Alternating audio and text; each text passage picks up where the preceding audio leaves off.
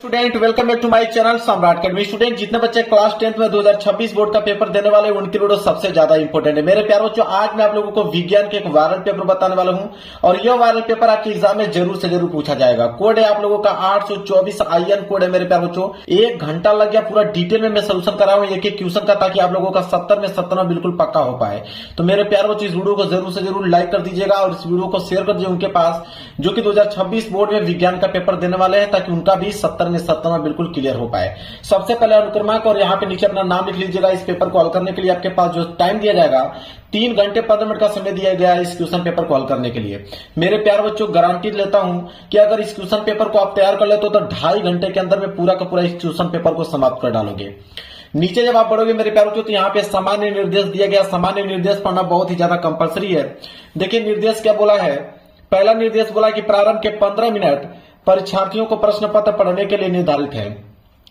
कहने का मतलब मेरे प्यारे बच्चों, 15 मिनट आपको टाइम दिया जाएगा इस क्वेश्चन पेपर को पढ़ने के लिए और 3 घंटे में इस क्वेश्चन पेपर को सॉल्व करना होगा। दूसरा बोला है कि प्रश्न पत्र 2 खंडों में खंड अ तथा खंड ब में विभाजित है।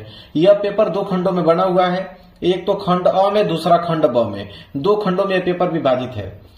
तीसरा निर्देश यह है कि खंड अ तथा खंड ब 3 उपखंड क ख ग में विभाजित है। मेरे प्यारे बच्चों, कहने का मतलब है कि खंड अ में भी 3 उपखंड दिए गए हैं और खंड ब में भी 3 उपखंड दिए गए हैं। 3 उपखंड इसलिए दिया गया है विज्ञान के पेपर में क्योंकि यहाँ पे फिजिक्स, केमिस्ट्री, बायोलॉजी तीनों के अलग अलग उपखंड बनते हैं।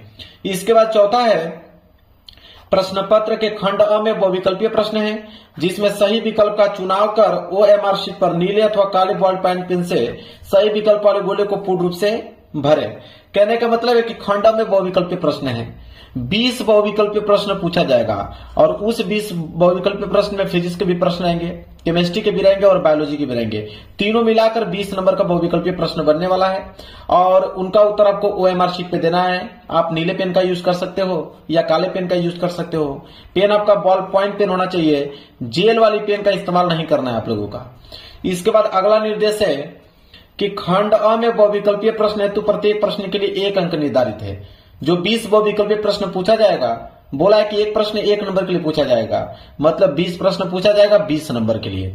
यह हो गया खंड अ की कहानी। इसके बाद आएगा खंड ब। खंड ब में आपके वर्णनात्मक प्रश्न देखने को मिलेंगे और वह कितने नंबर का रहेगा, 50 नंबर का वर्णनात्मक प्रश्न पूछा जाएगा। इसके बाद अगला है कि प्रत्येक प्रश्न के सम्मुख उनके निर्धारित अंक दिए गए हैं। हर एक प्रश्न के आगे लिखा हुआ मिलेगा कि प्रश्न 1 नंबर का है, कि 2 नंबर का है, कि 4 नंबर का है, 6 नंबर का है। जितना भी नंबर का कोई भी प्रश्न होगा उसके सामने लिखा हुआ मिलेगा। इसके बाद अगला है खंड ब के प्रत्येक उपखंड के सभी प्रश्न एक साथ करना आवश्यक है। प्रत्येक उपखंड नए पृष्ठ से प्रारंभ किया जाए। मेरे प्यारे बच्चों, जैसे कह रहा है कि अगर खंड अ आपने कर लिया, ठीक है, मान लीजिए खंड क आपने किया फिजिक्स का, अगर फिजिक्स का समाप्त हो जा रहा है, अब खंड ख करने जा रहे हो केमिस्ट्री का, तो उसको नए पेज से प्रारंभ कीजिए। अगर आप ग करने जा रहे हो बायोलॉजी का, तो उसको नए पेज से प्रारंभ कीजिए। मतलब कोई भी अगर आप खंड कर रहे हो तो नए पेज से प्रारंभ होना चाहिए। इसके बाद है कि सभी प्रश्न अनिवार्य है। इसमें जितने भी प्रश्न दिए गए सारे प्रश्न करना अनिवार्य है। तो मेरे प्यारे बच्चों, यह था निर्देश डिटेल में पढ़ के मैंने आप लोगों को बता दिया। पेपर इधर से स्टार्ट हो रहा है, मैं पेपर आप लोगों को दिखाता हूँ। देखिए पेपर आप लोगों का यहां से स्टार्ट हो रहा है। सबसे पहले आएगा खंड अ और खंड अ में रहेगा बहुविकल्पीय प्रश्न और उस बहुविकल्पीय प्रश्न में सबसे पहले आएगा उपभाग पहला। उपभाग पहला का मतलब फिजिक्स वाले यहां से प्रश्न स्टार्ट होंगे। 3 उपभाग देगा फिजिक्स, केमिस्ट्री, बायोलॉजी का।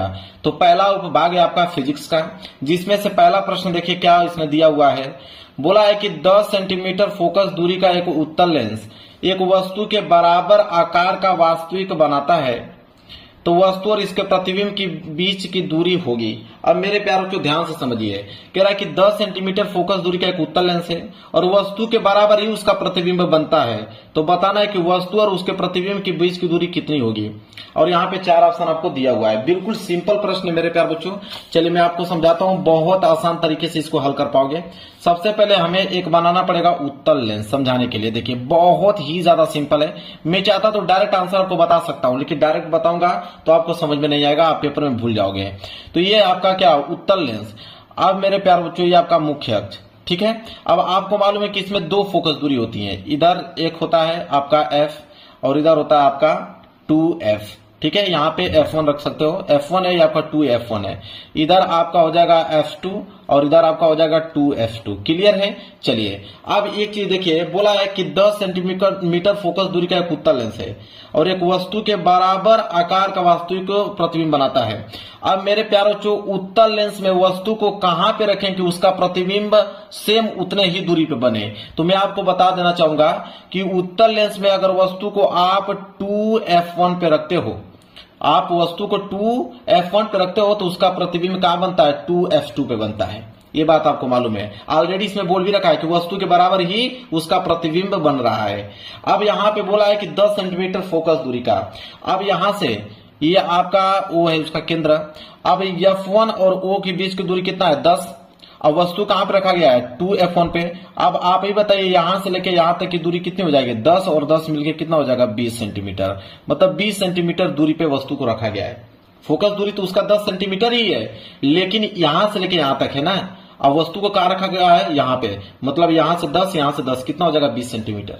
अब वस्तु का जो प्रतिबिंब बनना है वो कहां बनना है, 2F2 पे, क्योंकि आपको भी मालूम है कि अगर यहां से देखिए, यह इसका हो गया केंद्रक, ठीक है, द्वारक हो गया इसका। अगर यहां से मुख्य के समानांतर ले जाते हैं तो ये कहां से गुजरता है, F2 से होकर जाता है। कहां से होता है, F2 से होकर। और एक अगर केंद्र से होकर गुजरती है, सीधी क्या होती है, यहाँ पे निकल जाती है। तो इसका प्रतिबिंब कहां बन रहा है, 2F2 पे बन रहा है। ठीक है, तो अगर यह 20 सेंटीमीटर दूरी है तो यहां से लेके भी यहां तक 20 सेंटीमीटर दूरी होगा, क्योंकि सेम उतनी ही दूरी पे उसका प्रतिबिंब बन रहा है जितनी दूरी पे वस्तु रखी गई है। अब यहाँ पे बोला है कि वस्तु और इसके प्रतिबिंब के बीच की दूरी बताइए, तो वस्तु की दूरी, इधर वस्तु की दूरी हो गया 20 सेंटीमीटर और यहां से लेकर प्रतिबिंब की दूरी हो गया 20 सेंटीमीटर। तो दोनों के बीच की दूरी पूछा है, तो 20-20 मिलके कितना हो जाएगा, 40। वस्तु की दूरी को हम लोग U से डिनोट करते हैं, प्रतिबिंब की दूरी को V से।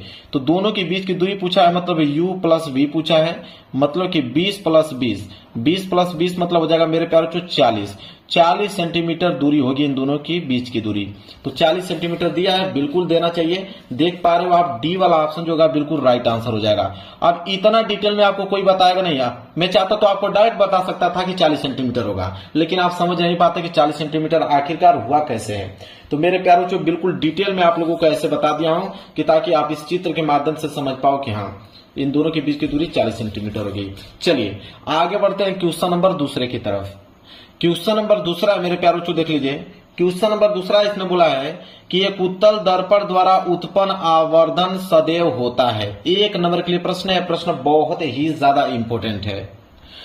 तो एक उत्तल दर्पण द्वारा उत्पन्न आवर्धन पूछा है, तो उत्तल दर्पण का जो आवर्धन होता है वो सदैव 1 से कम होता है।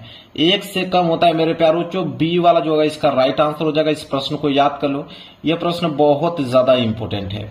दूसरा प्रश्न भी मैंने बता दिया, आगे देख लो। तीसरा प्रश्न इसने क्या दिया हुआ है, इसको देखिए, पूरा का पूरा प्रश्न कर डालोगे और समझ लीजिए 70 में 97 बिल्कुल साइंस में आप लोगों का पक्का हो गया। अब तीसरा प्रश्न क्या है उसको ध्यान से देखिए। कह रहा है कि एक अभिसारी लेंस की फोकस दूरी 20 सेंटीमीटर है, इस लेंस की क्षमता होगी। 1 नंबर के लिए प्रश्न है। देखिए कैसे इसको लगाएंगे। अब मेरे प्यारे बच्चों आप ध्यान समझिए, एक पेज ले लेता हूं, पेज के माध्यम से मैं आप लोगों को समझाता हूं। देखिए अब यहां पे एक उत्तल दर्पण, यहां पे तीसरा प्रश्न है ना कि एक अभिसारी लेंस की फोकस दूरी। अब अभिसारी लेंस की फोकस दूरी दिया हुआ है, F बराबर दिया हुआ है 20 सेंटीमीटर, 20 सेंटीमीटर दिया हुआ है। तो हम क्या करेंगे कि जब क्षमता निकालते हैं, और क्षमता का फॉर्मूला होता है P बराबर 1/F, और याद रहे F हमेशा किस में निकलता है, मीटर में निकलता है। F का वैल्यू हमेशा किस में होना चाहिए, मीटर में होना चाहिए। और यहाँ पे F का वैल्यू सेंटीमीटर में दिया है, तो पहले इसको हम मीटर में चेंज करेंगे।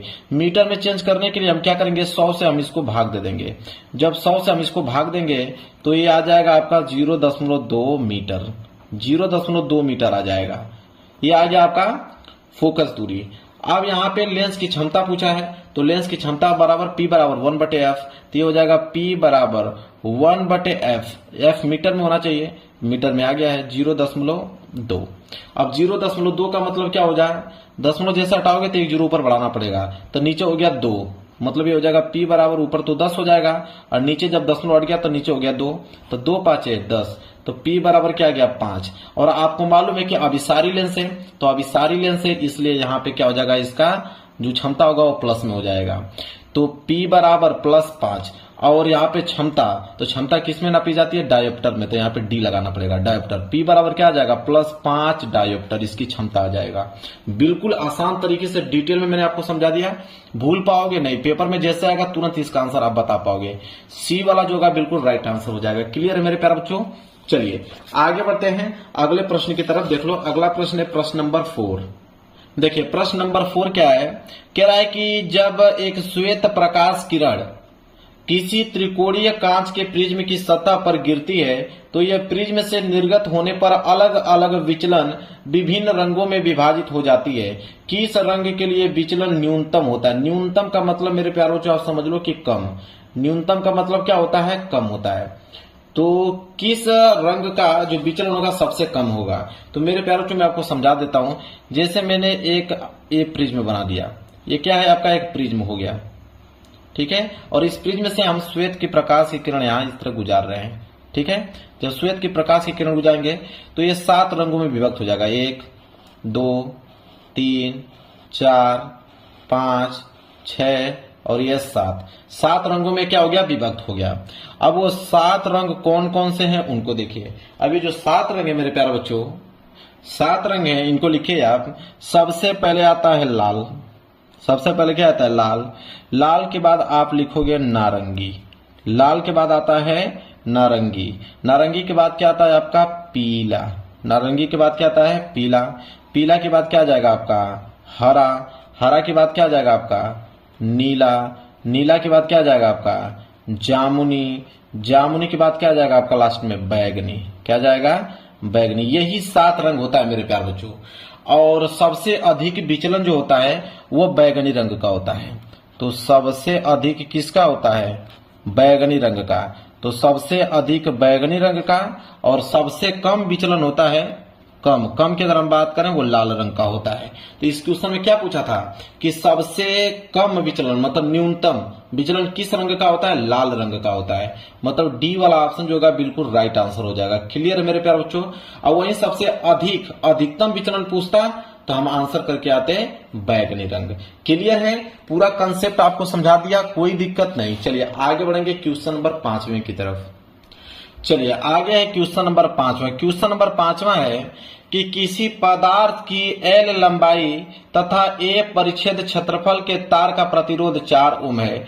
इसी पदार्थ के अन्य तार की लंबाई 2L तथा परिच्छेद क्षेत्रफल A/2 हो तो उसका प्रतिरोध होगा। मेरे प्यारे बच्चों इसका 2 मेथड होता है, ठीक है। इसका कितने मेथड होता है? 2 मेथड होता है इस क्वेश्चन को हल करने का। मैं चाहूंगा तो आपको मात्र मेरे प्यारे बच्चों आपको 5 सेकंड के अंदर में इस क्वेश्चन का आंसर बता दूंगा।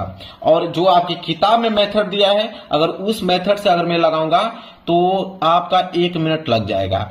तो मेरे प्यारे बच्चों मैं 1 मिनट वाला बता दूं कि 5 सेकंड वाला बता दूं? हालांकि मैं बताऊंगा 5 सेकंड वाला, क्योंकि ये ऑब्जेक्टिव प्रश्न है। अगर ये सब्जेक्टिव प्रश्न रहता है, जब सब्जेक्टिव प्रश्न में अगर ये क्वेश्चन आ जाएगा तो मैं आपको आपकी किताब वाला डिटेल वाला मैं आपको बता दूंगा। हालांकि ये ऑब्जेक्टिव क्वेश्चन है, इसका डायरेक्ट मुझे आंसर ला के दिखाना है तो मैं आपको शॉर्ट तरीका बता देता हूं। देखिए अब ये कह रहा है कि कोई पदार्थ मतलब कोई पदार्थ था जो कि L लंबाई था और उसका क्षेत्रफल A था। अब इस लंबाई को, उसी पदार्थ की लंबाई को दुगुना कर दिया है और क्षेत्रफल को आधा कर दिया है। तो कह रहा है कि उसका प्रतिरोध क्या होगा? पहले प्रतिरोध 4 था, अब नया प्रतिरोध क्या होगा? तो अब मैं आपको एक फार्मूला बता देता हूं नया प्रतिरोध। जब भी नया प्रतिरोध पूछे कि नया प्रतिरोध क्या होगा तो इसके लिए एक फार्मूला याद करो। 5 सेकंड के अंदर में इस क्वेश्चन का जवाब आप दे पाओगे। तो नया प्रतिरोध बराबर फार्मूला होता है मेरे प्यारे बच्चों, इसको नोट कर लीजिए कि n² गुणे पुराना प्रतिरोध।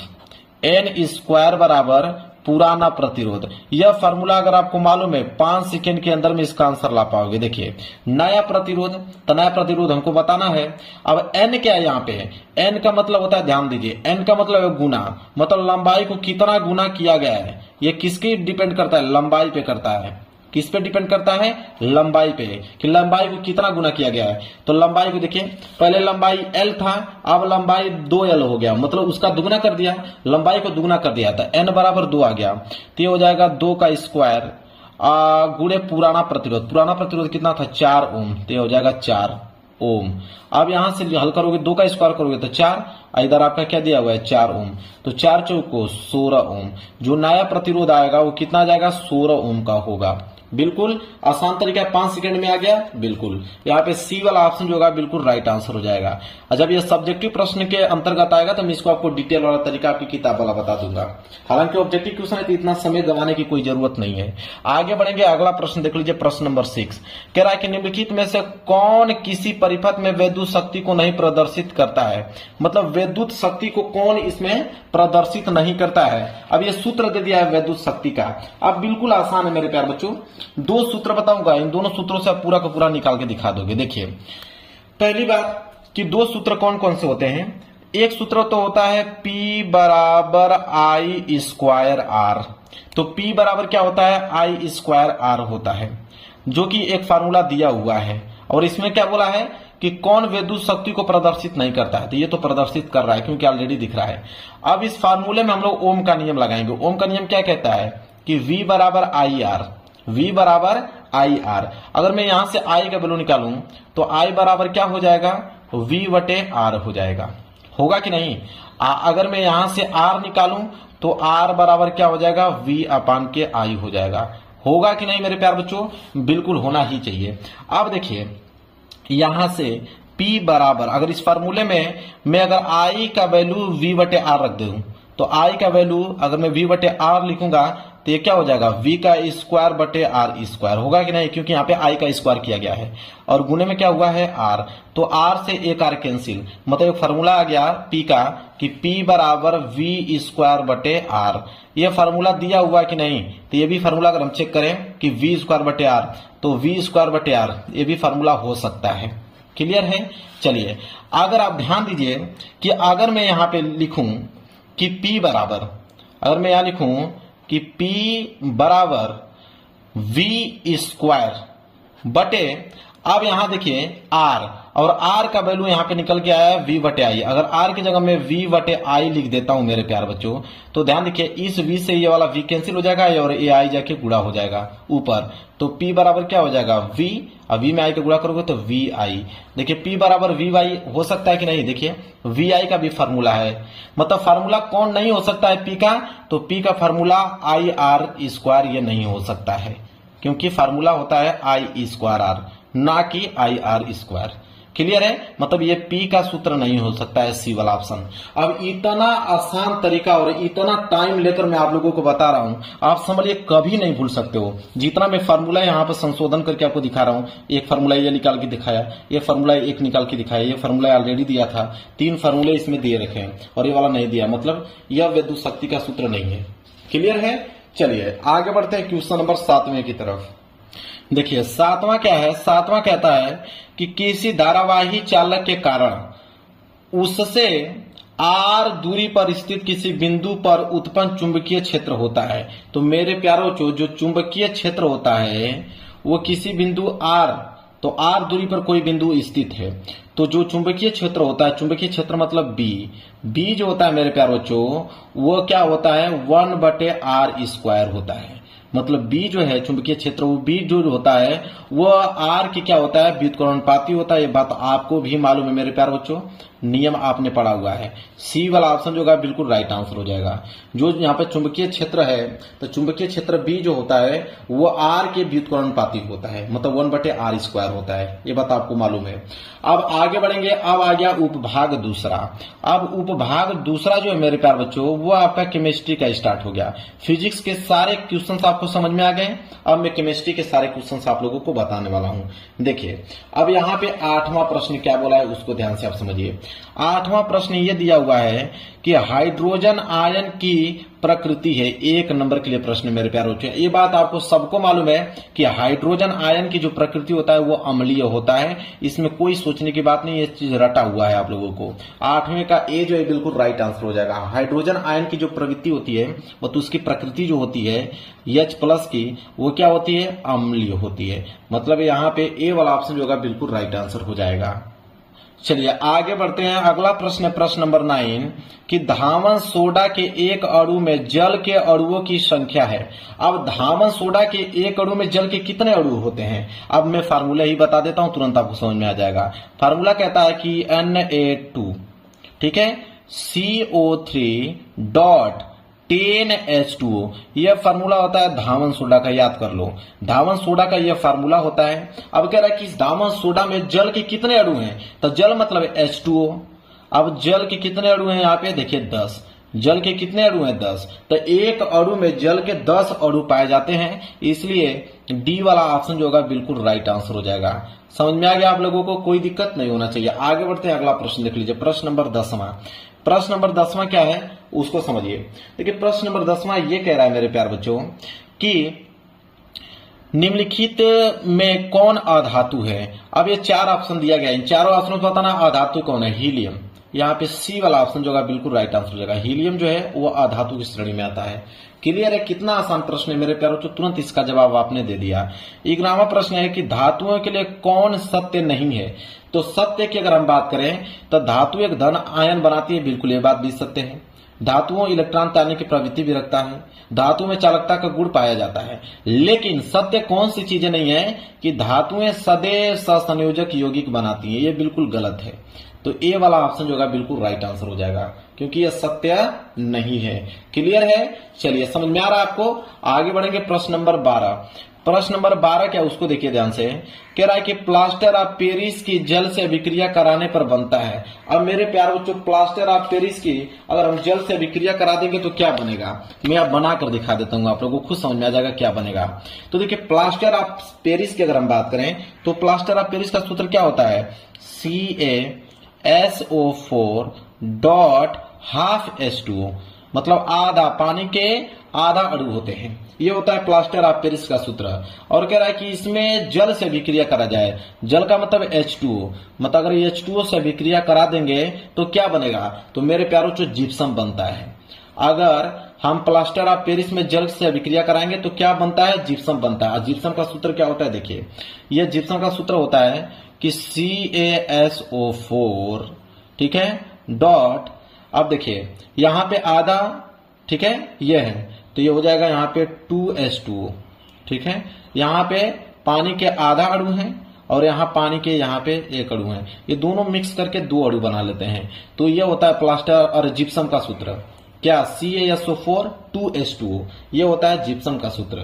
क्लियर है, समझ में आ गया आप लोगों को। इतना डिटेल मेरे प्यारों चो कोई भी आप लोगों को पेपर का सोल्यूशन नहीं करा सकता है। आप मेरे प्यारों चो मान के चलिए कि आप 95% बिल्कुल फिक्स कर रहे हैं आप साइंस में। इस पेपर को तैयार कर लो, जाकर आओ, ये पेपर आने वाला है, पूरा का पूरा क्वेश्चन करके चले आओगे। आगे बढ़ते हैं, 13वां। कह रहा है कि एथेनॉल को सोडियम से अभिक्रिया कराने पर प्राप्त होती है। बिल्कुल आसान है, ये भी मैं बता देता हूं। अगर एथेनॉल को अगर हम सोडियम से अभिक्रिया कराएंगे तो क्या प्राप्त होगा, तो मेरे प्यार जो सबसे पहले तो हाइड्रोजन गैस निकलेगी, ये बात आप मान के चलिए। बी वाला ऑप्शन जो होगा बिल्कुल राइट आंसर हो जाएगा। मैं इसका समीकरण भी आपको बता देता हूं। कह रहा है कि एथेनॉल को सोडियम से, सोडियम का मतलब होगा Na, सोडियम, सोडियम से किसके भी कराना है, एथेनॉल का। तो एथेनॉल को भी हम ले लेते हैं सूत्र CH3CH2OH, ये आपका एथेनॉल हो गया, ठीक है। अब इसका अभिक्रिया अगर हम लोग कराएंगे तो मेरे प्यारे बच्चों क्या बनेगा, तो इसका अभिक्रिया कराएंगे तो बनेगा सोडियम एथोक्साइड, सोडियम एथोक्साइड। इसका सूत्र क्या होता है, CH3CH2ONA, और प्लस साथ ही साथ क्या बनता है, हाइड्रोजन गैस बनता है मेरे प्यारे बच्चों। अब बैलेंस की अगर हम बात करें तो 2 यहां पे लगा दीजिए, 2 यहां पे लगा दीजिए, 2 यहां पे लगा दीजिए, समीकरण बैलेंस हो गया। तो ये देखिए सोडियम की अभिक्रिया हम लोग एथेनॉल से कराएंगे तो यहाँ पे आप लोगों का सोडियम एथोक्साइड बनेगा, ये आपका क्या है, सोडियम एथोक्साइड, और साथ ही साथ हाइड्रोजन गैस। तो यहाँ पे ऑप्शन में दिया है ना H2 गैस, तो बी वाला ऑप्शन जो होगा बिल्कुल राइट आंसर हो जाएगा। चलिए आगे बढ़ेंगे क्वेश्चन नंबर 14 की तरफ। देखिए अब 14वां जो प्रश्न है वो उपभाग तीसरा का है। उपभाग तीसरा का मतलब मेरे प्यारों बायोलॉजी, बायो के प्रश्न यहां से स्टार्ट हो गए। क्वेश्चन नंबर 14 से, क्वेश्चन नंबर 14 है कि मानव में लिंग गुणसूत्रों की संख्या होती है। तो मानव में जो लिंग गुणसूत्रों की संख्या होती है वो 2 ही होती है, क्योंकि एक X गुणसूत्र पाया जाता है, एक Y गुणसूत्र पाया जाता है, 2 ही गुणसूत्र पाए जाते हैं मानव लिंग में। तो यहाँ पे बी वाला ऑप्शन जो होगा बिल्कुल राइट आंसर हो जाएगा। क्लियर है, चलिए 15वां प्रश्न देख लीजिए, बिल्कुल आसान है। 15वां प्रश्न क्या है कि शरीर के बाहर से ऑक्सीजन को ग्रहण करना तथा कोशिकीय आवश्यकताओं के अनुसार खाद्य स्रोत के विघटन को कहते हैं। मेरे प्यारे बच्चों, अगर हम शरीर से, मतलब शरीर के बाहर से ऑक्सीजन ले रहे हैं, फिर उसको कोशिकाओं तक पहुंचा रहे हैं और वहां पे भोजन बना रहे हैं, तो वह प्रक्रिया जो है वो श्वसन कहलाती है। क्या कहलाती है? श्वसन कहलाती है। सी वाला ऑप्शन जो होगा बिल्कुल राइट आंसर हो जाएगा। क्लियर है? समझ में आ गया आप लोगों को? चलिए आगे बढ़ते हैं। अगला प्रश्न देख लीजिए। प्रश्न नंबर 16 है कि मस्तिष्क का मुख्य सोचने वाला भाग कहलाता है। जो हमारा माइंड है उसमें जो मुख्य भाग होता है जिससे हम लोग सोचते हैं उसको क्या कहते हैं? उसे हम लोग कहते हैं अग्र मस्तिष्क। अग्र मस्तिष्क से हम लोग सोचने का काम करते हैं, इसलिए ए वाला ऑप्शन जो होगा बिल्कुल राइट आंसर हो जाएगा। आगे देख लीजिए 17वां प्रश्न कह रहा है कि निम्नलिखित पौधों में से किसका पुष्प एक लिंगीय होता है? पुष्प की अगर हम बात करें एक लिंगीय तो वह है पपीता। पपीता जो है एक लिंगीय पुष्प के अंतर्गत आता है। डी वाला ऑप्शन जो होगा बिल्कुल राइट आंसर हो जाएगा। क्लियर है मेरे प्यारे बच्चों? 18वां प्रश्न देख लो। एक पोषी स्तर पर उपलब्ध कार्बनिक पदार्थों की कितनी मात्रा अगले पोषी स्तर तक पहुंचती है? तो कह रहा है कि एक पोषी स्तर, ठीक है, उपलब्ध कार्बनिक पदार्थों की कितनी मात्रा अगले पोषी स्तर तक पहुंचती है? कितना परसेंट? तो वह आपका 10%। 10% पहुंचती है। बी वाला ऑप्शन जो होगा बिल्कुल राइट आंसर हो जाएगा। क्लियर है मेरे प्यारे बच्चों? चलिए आगे बढ़ते हैं क्वेश्चन नंबर 19 की तरफ। देखिए क्वेश्चन नंबर 19 क्या है? कह रहा है कि पौधों में प्रकाश संश्लेषण का उत्पाद है। उत्पाद का मतलब कि जो पौधा भोजन बनाता है, तो पौधा भोजन बनाता है किस रूप में? क्या क्या मिलता है जब पौधा भोजन बनाता है? तो मेरे प्यारे बच्चों उसमें ग्लूकोज होते हैं, ऑक्सीजन होते हैं और जल होते हैं। बी वाला ऑप्शन जो होगा बिल्कुल राइट आंसर हो जाएगा। पौधों में प्रकाश संश्लेषण का उत्पाद यही है, ग्लूकोज, ऑक्सीजन और जल। आगे बढ़ेंगे। 20वां प्रश्न देख लीजिए क्या है? कह रहा है कि निम्नलिखित में से कौन एक पादप हार्मोन्स नहीं है? 1 नंबर के लिए प्रश्न है। तो पादप हार्मोन्स इन चारों ऑप्शन में से कौन नहीं है? एस्ट्रोजन। क्या है? एस्ट्रोजन। सी वाला ऑप्शन जो होगा बिल्कुल राइट आंसर हो जाएगा। क्लियर है मेरे प्यारे बच्चों? समझ में आ गया आप लोगों को? आगे बढ़ेंगे अगले प्रश्न की तरफ। अगला प्रश्न देखिए क्या है? चलिए यहाँ पे 20 मैंने ऑब्जेक्टिव प्रश्न बता दिया, 20 के 20 बहुविकल्पीय प्रश्न बता दिया और 20 के 20 ऑब्जेक्टिव क्वेश्चन पेपर में आप लोगों को बिल्कुल सही करके आना है, क्योंकि इतना डिटेल में आप लोगों को कोई नहीं बताएगा जितना डिटेल में मैंने आप लोगों को समझाया है। नीचे जब बढ़ेंगे तो नीचे आएगा आप लोगों का खंड ब। अब खंड ब में रहेंगे वर्णनात्मक प्रश्न। 50 नंबर का वर्णनात्मक प्रश्न आता है, जिसमें से सबसे पहले आया उपभाग पहला। उपभाग पहला का मतलब फिजिक्स वाले प्रश्न। सबसे पहले हम फिजिक्स करेंगे, फिर केमिस्ट्री, फिर बायोलॉजी, ठीक है। तो पहले फिजिक्स वाला प्रश्न आया है और फिजिक्स का देखिए पहला प्रश्न क्या है। पहला मतलब 20वें के बाद 21वां प्रश्न। अब 21 में 2 प्रश्न दिया गया है। 21 में 2 प्रश्न दिया गया है, एक पहला वाला एक दूसरा वाला। तो पहला वाला हल करोगे तो 2 नंबर इसमें मिलेगा, दूसरा वाला हल करोगे तो 2 नंबर इसमें मिलेगा। तो चलिए पहला वाला देखते हैं। 21 का पहला कह रहा है कि कारों में पश्च दृश्य, मतलब कार में मतलब पीछे का दृश्य देखने के लिए, तो कारों में पश्च दर्पण के लिए कौन सा प्रकार का दर्पण प्रयोग करते हैं तथा हम इसे क्यों वरीयता देते हैं। मतलब कि कार में आप देखे होंगे, बाइक में, कार में जो साइड मिरर लगा होता है वो किस दर्पण का होता है और आखिरकार हमें इसे लगाने की आवश्यकता क्यों पड़ती है। तो इसका देखिए उत्तर मेरे प्यारे बच्चों। तो इसका उत्तर हम लोग लिखेंगे, देखिए 21वें का पहला कि उत्तल दर्पणों का उपयोग, मतलब उत्तल दर्पण का प्रयोग करते हैं, ठीक है। उत्तल दर्पणों का उपयोग सामान्यतः वाहनों के पश्च दृश्य दर्पणों के रूप में करते हैं। इनमें ड्राइवर अपने पीछे के वाहनों को देख सकते हैं जिससे वे सुरक्षित रूप से वाहन चला सकें। उत्तल दर्पणों को इसलिए भी प्राथमिकता देते हैं क्योंकि यह सदैव सीधा प्रतिबिंब बनाता है, लेकिन वह छोटा होता है। इनका दृष्टि क्षेत्र भी बहुत अधिक है क्योंकि यह बाहर की ओर वक्रित होते हैं। समतल दर्पण की तुलना में उत्तल दर्पण ड्राइवर को अपने पीछे के बहुत बड़े से को देखने में समर्थ बनाते हैं, इसलिए वे बेहतर है। कहने का मतलब है कि कारों में जो साइड मिरर लगा होता है वहां पे उत्तल दर्पण का प्रयोग करते हैं, क्योंकि उत्तल दर्पण क्या करता है, आभासी तथा सीधा प्रतिबिंब बनाता है और छोटा प्रतिबिंब बनता है। इसलिए पीछे अगर 5-7 गाड़ी भी अगर आई रहती है, पीछे आती रहती है, तो इस हमारे साइड मिरर में दिखा देता है कि पीछे 5 गाड़ी आ रही है, ठीक है। तो इसलिए हमें उसका प्रयोग करते हैं। पूरा डिटेल में मैंने बता दिया। चलिए यहां से आपके 2 नंबर बिल्कुल फिक्स हो गए। अब इसके बाद 21 का दूसरा नंबर वाला क्वेश्चन जो है उसको देखिए। वो कह रहा है, वो न्यूमेरिकल दे दिया है कि एक 3 सेंटीमीटर ऊंचाई की वस्तु एक अवतल दर्पण से 8 सेंटीमीटर की दूरी पर रखी है, जो 4.5, ये आपका 4.5 है। 4.5 सेंटीमीटर ऊंचाई का आभासी प्रतिबिंब बनाता है, तो प्रतिबिंब की स्थिति तथा दर्पण की फोकस दूरी ज्ञात कीजिए। बिल्कुल आसान तरीके से मेरे प्यारे बच्चों मैं इसको बता रहा हूं, आप लोगों को हल करने का तरीका क्या है इसका। चलिए मैं एक पेज ले लेता हूं समझाने के लिए। देखिए सबसे पहले हम करेंगे क्या, जो चीज दिया है उसको नोट करेंगे। बोला है कि एक 3 सेंटीमीटर ऊंचाई की वस्तु, ठीक है, अवतल दर्पण है और वस्तु की ऊंचाई दिया है 3 सेंटीमीटर। तो वस्तु की ऊंचाई को हम डिनोट करते हैं h से। ये आपका वस्तु की ऊंचाई, तो वस्तु की ऊंचाई दिया हुआ है 3 सेंटीमीटर। क्लियर है। चलिए फिर बोला है कि 8 सेंटीमीटर दूरी पर रखी है, मतलब वस्तु जो रखी गई है 8 सेंटीमीटर दूरी पर रखी गई है। तो वस्तु की दूरी को हम लोग u से डिनोट करते हैं, और u हमेशा माइनस में होता है, मतलब -8 सेंटीमीटर लिखेंगे।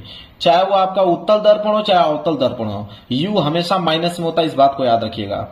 तो h बराबर 3 सेंटीमीटर और u बराबर -8 सेंटीमीटर। क्लियर है।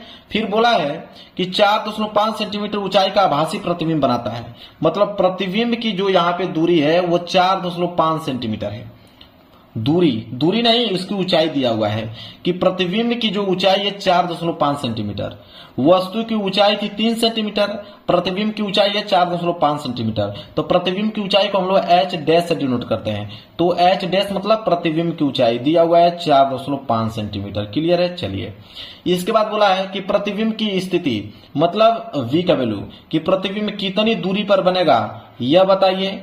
और पूछा है कि दर्पण की फोकस दूरी का मतलब f का बताइए कि उस दर्पण का फोकस दूरी कितना होगा। ठीक है, ये दो चीज हमसे पूछा हुआ है। बिल्कुल मेरे प्यारों को देखिए कैसे लगाएंगे, ध्यान समझिए।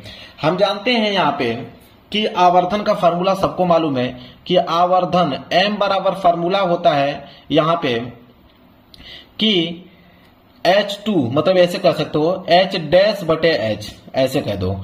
h डैश का मतलब कि प्रतिबिंब की ऊंचाई बटे में वस्तु की ऊंचाई, ये होता है आवर्धन का फार्मूला। तो अब यहाँ पे देखिए जब हम निकालेंगे m बराबर, तो h डैश का वैल्यू कितना दिया हुआ है 4.5 और बटे में h का मतलब वस्तु की ऊंचाई कितना दिया हुआ है 3 दिया हुआ है। और जब इसे भाग देंगे तो हो जाएगा 15×3 = 1.5 सेंटीमीटर क्या आ गया, आवर्धन आ गया। किसका वैल्यू, m का वैल्यू आ गया। और हम जानते हैं कि आवर्धन का एक फार्मूला और होता है m बराबर -v/ku, एक फार्मूला ये भी होता है। तो हम जानते हैं कि m का वैल्यू तो दे दिया है 1.5, यहां से निकल के आ गया, बराबर -v का वैल्यू ज्ञात करना है और u का वैल्यू दिया हुआ है। u का वैल्यू कितना है -8, तो हो जाएगा -8, तो माइनस से माइनस कैंसिल। अब 15 में 8 को गुणा करेंगे, तो 15 में 8 को गुणा करोगे तो 112 होगा, एक अंक पे लगाओगे यहाँ पे।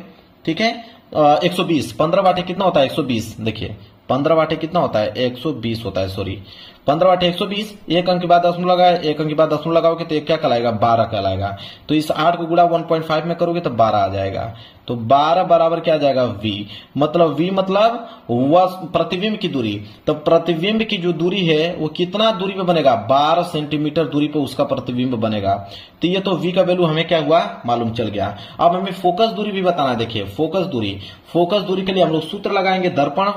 ठीक है, दर्पण सूत्र कहता है कि 1/f बराबर 1/v + 1/u, यह फार्मूला होता है दर्पण का। अब यहां से फोकस दूरी निकाल लीजिए, तो फोकस दूरी हो जाएगा 1/f, तो f तो निकालना है, बराबर 1/v, v कितना है 12 और बीच में आपका प्लस 1/u, u कितना -8। ठीक है, अब इसे हल करोगे तो हो जाएगा 1/f बराबर 1/12 और ये जो माइनस है इस प्लस को क्या कर देगा माइनस, तो -1 कितना हो जाएगा 8 हो जाएगा। क्लियर है। अब ध्यान दीजिए आप लोग, ये हो जाएगा 1/f बराबर 12 और 8 का एलसीएम कितना होगा 24, 12 और 8 का एलसीएम 24, तो 12 दूनी के 24 से हो जाएगा 2 और -8 3 के 24 से हो जाएगा आपका 3। अब देखिए 1/f बराबर क्या हो जाएगा, 2 में से 3 जाएगा तो -1 आएगा और बटे में कितना आ गया 24। हमें तो f की वैल्यू चाहिए, f को ऊपर कर दो, तो f बराबर क्या आ जाएगा, ये भी 24 ऊपर चल जाएगा तो -24 हो जाएगा, -24 सेंटीमीटर। तो फोकस दूरी आ गया -24 सेंटीमीटर और प्रतिबिंब की जो दूरी है वो आ गया 12 सेंटीमीटर। लो भाई पूरा डिटेल में मैंने हल करके बता दिया आप लोगों को, कोई दिक्कत नहीं। चलिए नोट कर लीजिएगा। अब यहां से आपको 4 नंबर मिल गया। ठीक है, 21 का पहला वाला भी बता दिया, 21 का दूसरा, 4 नंबर आपका क्लियर करा दिया। आगे बढ़ेंगे, अगला प्रश्न है प्रश्न नंबर 22। देखिए प्रश्न नंबर 22 क्या है उसको समझिए। प्रश्न नंबर 22 दिया हुआ है यहाँ पे, प्रश्न नंबर 22 में भी 2 दिया हुआ है, एक आपका पहला वाला, एक आपका दूसरा वाला। पहला वाला हल करोगे तो 2 नंबर, दूसरा वाला भी हल करोगे तो 2 नंबर, तो 2 मिला के 4 नंबर आपके हो जाएंगे। तो 22 का पहला है कि निकट दृष्टि दोष क्या होता है, निकट दृष्टि दोष क्या होता है और किरण आरेख द्वारा समझाइए। कह रहा है कि किस लेंस द्वारा यह दोष जो है वो संशोधित किया जा सकता है। चलिए 2 नंबर इसमें मिलेगा, डिटेल में इसका डिस्कस करना है तब जाके 2 नंबर मिलेगा। बिल्कुल डिटेल में मैं इसका सोल्यूशन भी लेकर आया हूं क्लियर। देखिए 22 का पहला निकट दृष्टि दोष, तो पहले हम जानेंगे निकट दृष्टि दोष है क्या, उसको लिखेंगे। तो लिखेंगे कि वह दोष जिसमें पीड़ित मनुष्य को पास की वस्तु स्पष्ट दिखाई दे परंतु दूर की वस्तु स्पष्ट न दिखाई दे, उसे निकट दृष्टि दोष कहते हैं। मेरे प्यार को निकट दृष्टि दोष में क्या होता है कि निकट की वस्तु तो साफ दिखाई देगी परंतु दूर की वस्तु हमें साफ दिखाई नहीं देगी, यह होता है निकट दृष्टि दोष। उसका कारण क्या होता है, तो कारण होता है उसका कि नेत्र लेंस से रेटिना तक की दूरी बढ़ जाना, नेत्र लेंस से रेटिना तक की दूरी बढ़ जाता है तो जब जाके निकट दृष्टि दोष होता है। और दूसरा कारण यह भी है कि नेत्र लेंस का मोटा हो जाना अर्थात तो उसके पृष्ठों की वक्रता जो है बढ़ जाना। अगर इन दोनों में से कोई कंडीशन होता है तो निकट दृष्टि दोष हो जाता है, ये उसके कारण है। ठीक है, आप देख पा रहे हो यहाँ पे। अब यहाँ पे देखिए यहाँ पे जा रहा है प्रकाश की किरण, ठीक है, हमारे आंखों में, तो प्रतिबिंब कहाँ बन रहा है, देखिए ये आपका रेटिना है, रेटिना के कुछ पहले ही प्रतिबिंब बन जा रहा है। ठीक है, यह उसका कारण है, ये निकट दृष्टि दोष का कारण है। जब निकट दृष्टि दोष रहेगा तो रेटिना के आगे आपका प्रतिबिंब बनेगा। अब उसका निवारण भी दिया है, तो निवारण कैसे करेंगे, देखिए तो निवारण करेंगे हम लोग इसका कैसे कि पीड़ित मनुष्य को उचित फोकस दूरी का अवतल मतलब अपसारी लेंस का प्रयुक्त करना चाहिए। मतलब अगर आपकी आंखों में निकट दृष्टि दोष है तो उसमें अगर आप अवतल लेंस का प्रयोग करते हो तो देखिए यहाँ पे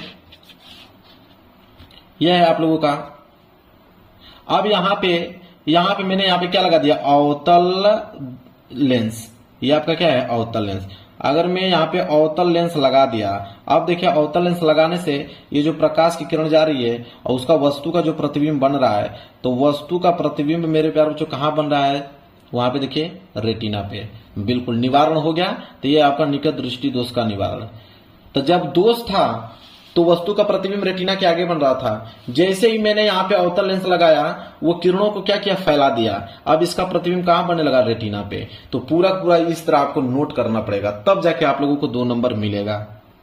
देखिए दूसरा है कि स्वच्छ आकाश का रंग नीला क्यों प्रतीत होता है, व्याख्या कीजिए। मतलब अगर आसमान बिल्कुल साफ है तो उसका रंग नीला क्यों होता है, तो देखिए क्या कारण होता है, वो तरंग दैर्घ्य के कारण होता है। लिखेंगे कि लघु तरंग दैर्घ्य वाले सौर विकिरण के लिए वायुमंडल अधिकांशतः पारदर्शी होता है। पृथ्वी की सतह पर पहुंचने से पहले सूर्य की किरणें वायुमंडल से होकर गुजरती हैं। क्षोभ मंडल में मौजूद जलवाष्प, ओजोन तथा अन्य किरणें अवरोक्त विकिरण को अवशोषित कर लेती हैं और क्षोभ मंडल में छोटे छोटे निलंबित कर दिखने वाले स्पेक्ट्रम को अंतरिक्ष एवं पृथ्वी की सतह की ओर विकिरण कर देते हैं और इसी कारण से आकाश का रंग जो होता है वो नीला दिखाई पड़ता है। क्लियर है, चलिए समझ में आ गया, इसको आप लोग नोट कर लीजिए। आगे बढ़ेंगे अगले प्रश्न की तरफ। अगला प्रश्न है मेरे प्यार बच्चों, यहाँ पे 22वां के दोनों मैंने पहला और दूसरा दोनों बता दिया। अब हम देखेंगे प्रश्न संख्या 23। 23 में भी 2 प्रश्न दिया है, एक आपका 23 का पहला, 23 का दूसरा। तो पहला हल करोगे तो 2 नंबर इस पे, दूसरा भी हल करोगे 2 नंबर इस पे, टोटल कितना नंबर मिलेगा, 4 नंबर। तो 23 का पहला है कि एक समान चुंबकीय क्षेत्र में धारावाही चालक पर जो बल है किन किन बातों पर निर्भर करता है, इस बल की दिशा ज्ञात करने का नियम भी लिखना है, तब जाके 2 नंबर मिलेगा। बिल्कुल मेरे प्यारों, जो डिटेल में मैं आप लोगों को बताऊंगा। देखिए अब यहाँ पे लिखेंगे हम लोग 23 का पहला है कि चुंबकीय क्षेत्र में रखे धारावाही चालक पर लगने वाला बल निम्नलिखित कारणों पर निर्भर करता है। किन किन कारणों पर निर्भर करता है उसको ध्यान से देखिए। तो पहला जो निर्भर करता है तो वो चालक में प्रवाहित धारा पे डिनोट करता है, क्योंकि धारा जितनी अधिक होगी बल उतना ही अधिक होगा। इसके बाद चुंबकीय क्षेत्र की तीव्रता, जो बी पे निर्भर करता है। चुंबकीय क्षेत्र की मतलब चुंबकीय क्षेत्र जितना अधिक होगा बल उतना ही अधिक होगा। इसके बाद तीसरा किस पे डिनोट करता है, उसकी लंबाई पे, मतलब चालक की लंबाई पे। चालक की लंबाई जितनी अधिक होगी बल उतना ही अधिक होगा। फिर चौथा किस पे निर्भर करता है, तो धारा और चुंबकीय क्षेत्र के बीच का कोण थीटा पर, क्योंकि बल का मान साइन थीटा पर निर्भर करता है। और यहां बोला था किस नियम का प्रयोग करते हैं, तो बल की दिशा ज्ञात करने का नियम जो है वो फ्लेमिंग का बाएं हाथ का नियम है, मतलब फ्लेमिंग के बाएं हाथ के नियम से हम लोग बल की दिशा ज्ञात करेंगे। तो जितना प्रश्न में पूछा था पूरा मैंने उत्तर दे दिया। 2 नंबर अब आप लोगों को मेरे प्यारे बच्चों यहाँ पे मिल जाएगा। इसके बाद है दूसरा न्यूमेरिकल कि विशिष्ट प्रतिरोध का मात्रक क्या है यह बताना है। और एक क्वेश्चन भी दिया है कि 25 ओम का प्रतिरोधक 12 वोल्ट की एक बैटरी से जुड़ा है, तो प्रति मिनट जूल में उत्पन्न उष्मा ऊर्जा की गणना कीजिए। तो पहली बात इसका उत्तर हम लोग बताते हैं कि विशिष्ट प्रतिरोध, तो प्रतिरोध का मात्रक क्या होता है, ओम। यहाँ पे लिख लीजिएगा, प्रतिरोध का मात्रक क्या होता है, ओम होता है। उसका साइन इस तरह होता है, ठीक है। तो प्रतिरोध का मात्रक ओम। अब इस न्यूमेरिकल को लगाना पड़ेगा, तो चलिए मैं पेज लेता हूं इस न्यूमेरिकल को लगाने के लिए। देखिए ये न्यूमेरिकल कैसे लगेगा, पहले जो वैल्यू दिया है उसको नोट कीजिए। तो वैल्यू दिया हुआ है कि 25 ओम का प्रतिरोधक, ठीक है। तो 25 ओम का प्रतिरोधक मतलब आर, तो यहाँ पे आर का वैल्यू दिया हुआ है कितना, 25 ओम। क्लियर है। चलिए इसके बाद क्या बोला है, 12 वोल्ट की बैटरी, तो 12 वोल्ट की बैटरी मतलब वी का वैल्यू, तो वी का वैल्यू दिया हुआ है 12 वोल्ट, तो लिखेंगे 12 वोल्ट, ठीक है। इसके बाद क्या दिया हुआ है, कह रहा है कि वोल्ट की एक बैटरी से जुड़ा है प्रति मिनट। मिनट का मतलब है मेरे प्यार टाइम का मतलब यहाँ पे 1 मिनट दिया हुआ है, लेकिन हमको मालूम है कि हमें क्या करना पड़ेगा कि टाइम को सेकेंड में चेंज करना पड़ेगा। तो 1 मिनट में कितना सेकेंड होता है, 60। तो यहाँ पे जो टी होगा, टी कितना आ जाएगा, 60 सेकेंड आ जाएगा। अब यहाँ पे बोला है कि उष्मा ऊर्जा की गणना कीजिए। तो उष्मा ऊर्जा की गणना करना है, मतलब H का वैल्यू पूछा है। H बराबर होता है I²RT होता है, यह फार्मूला होता है। अब मेरे प्यारों जो वैल्यू हमको तो R का वैल्यू मिल गया है, T का वैल्यू भी मिल गया है, लेकिन I का वैल्यू मालूम नहीं है। तो I के लिए हम लोग ओम का नियम लगाएंगे। ओम का नियम कहता है V बराबर IR, यह ओम का नियम है। अब इसी में वैल्यू रखिए, तो V का वैल्यू दिया है 12 बराबर I गुणे R, R का वैल्यू कितना दिया हुआ है, 25 दिया हुआ है। क्लियर है। तो यहां हो जाएगा I बराबर क्या हो जाएगा, 12, और ये 25 गुणा में है तो नीचे आएगा तो 25 भाग में आ जाएगा। जब 12 में 25 का भाग देंगे मेरे प्यार बच्चों तो आ जाएगा 0.48, ठीक है, एम्पियर।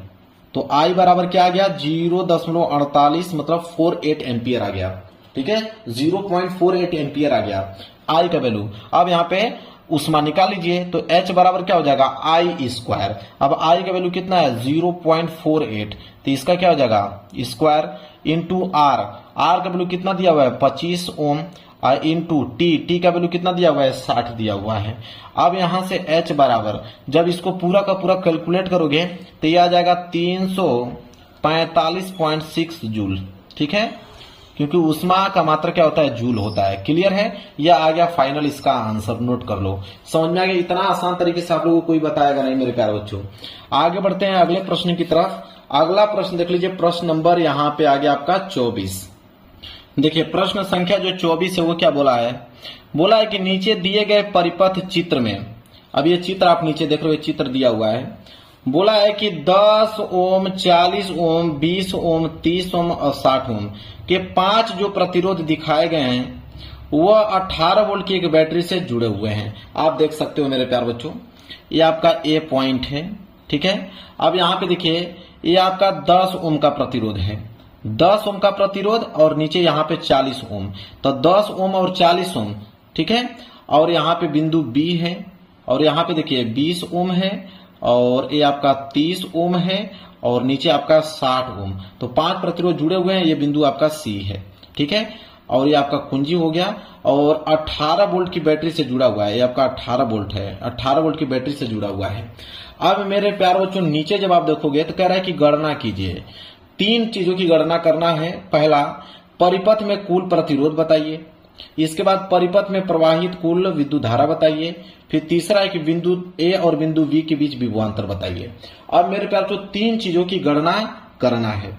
तो 3 चीजों की गणना करने से पहले हम लोग इसका तुल्य प्रतिरोध निकाल लेते हैं, तब जाके तीनों की गणना करेंगे। अब तुल्य प्रतिरोध कैसे निकलेगा उसको समझिए। अब मेरे प्यार से ध्यान से इस चित्र को समझिए, तभी आपको समझ में आएगा। चित्र को देख लीजिए। अब चित्र को आप देखिए, लिखेंगे, देखिए बिंदु ए, ये आपका बिंदु ए है और ये बिंदु बी है। तो हम लोग लिखेंगे, यहां पे नोट कीजिए, लिखेंगे कि दिए गए परिपथ, इसी तरह आपको एग्जाम में लिखना है जिस प्रकार मैं लिख रहा हूं कि दिए गए परिपथ में